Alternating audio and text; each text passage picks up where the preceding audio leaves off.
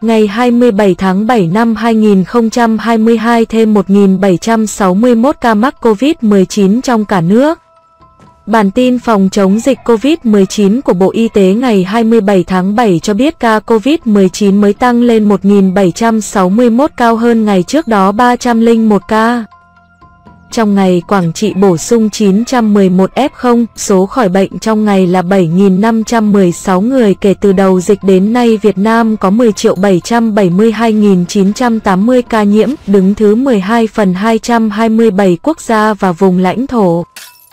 Trong khi với tỷ lệ số ca nhiễm 1 triệu dân, Việt Nam đứng thứ 112 phần 227 quốc gia và vùng lãnh thổ, bình quân cứ 1 triệu người có 108.678 ca nhiễm. Ngày 27 tháng 7 năm 2022, Sở Y tế Quảng Trị đăng ký bổ sung 911 ca trên hệ thống quốc gia quản lý ca bệnh COVID-19 sau khi rà soát, bổ sung thông tin. Bệnh nhân được công bố khỏi bệnh trong ngày 7.516 ca. Tổng số ca được điều trị khỏi 9.881.591 ca thở oxy qua mặt nạ, 27 ca thở oxy dòng cao SFNC, 4 ca thở máy không xâm lấn, 1 ca thở máy xâm lấn, 3 ca ECMO. 0 ca từ 17 giờ 30 ngày 26 tháng 7 đến 17 giờ 30 ngày 27 tháng 7 ghi nhận 0 ca tử vong. Trung bình số tử vong ghi nhận trong 7 ngày qua, 0 ca. Tổng số ca tử vong do COVID-19 tại Việt Nam tính đến nay là 43.092 ca, chiếm tỷ lệ 0,4% so với tổng số ca nhiễm. Tổng số ca tử vong xếp thứ 24 phần 227 vùng lãnh thổ, số ca tử vong trên 1 triệu dân xếp thứ 134 phần 227 quốc gia, vùng lãnh thổ trên thế giới. So với châu Á, tổng số ca tử vong xếp thứ 6 phần 49, xếp thứ 3 ASEAN, tử vong trên 1 triệu dân xếp thứ 27 phần 49 quốc gia, vùng lãnh thổ châu Á, xếp thứ 5 ASEAN. Trong ngày 26 tháng 7 có 381.067 liều vaccine phòng COVID-19 được tiêm. Như vậy, tổng số liều vaccine đã được tiêm là 243.393.284 liều, trong đó số liều tiêm cho người từ 18 tuổi trở lên là 211.602.157 liều, mũi 1 là 71.302.090 liều, mũi 2 là 68.821.162 liều, mũi 3 vaccine Abdala là 1.513.298 liều, mũi bổ sung là 14.001.343 liều.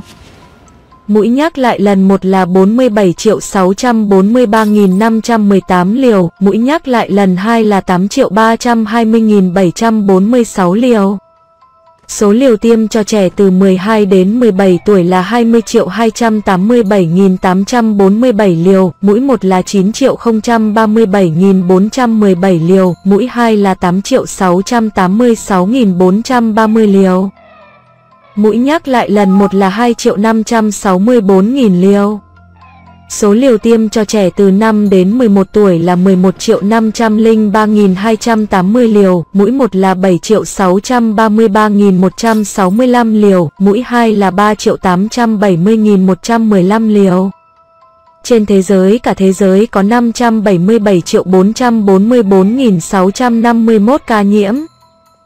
Trong đó 547.254.293 ca khỏi bệnh, 6.407.907 ca tử vong và 23.782.451 ca đang điều trị, 41.685 ca diễn biến nặng. Trong ngày số ca nhiễm của thế giới tăng 1.180.949 ca, tử vong tăng 2.550 ca. Châu Âu tăng 433.963 ca, Bắc Mỹ tăng 201.729 ca, Nam Mỹ tăng 65.870 ca, châu Á tăng 401.848 ca, châu Phi tăng 17.849 ca, châu Đại Dương tăng 59.690 ca. Tại Đông Nam Á, trong ngày ghi nhận 28.867 ca. trong đó Indonesia tăng 6.483 ca, Malaysia tăng 4.759 ca, Thái Lan tăng 2.747 ca, Philippines tăng 2.359 ca, Singapore tăng 12.419 ca, Myanmar tăng 14 ca, Lào tăng 86 ca, Campuchia tăng 0 ca, Đông Timor tăng 0 ca.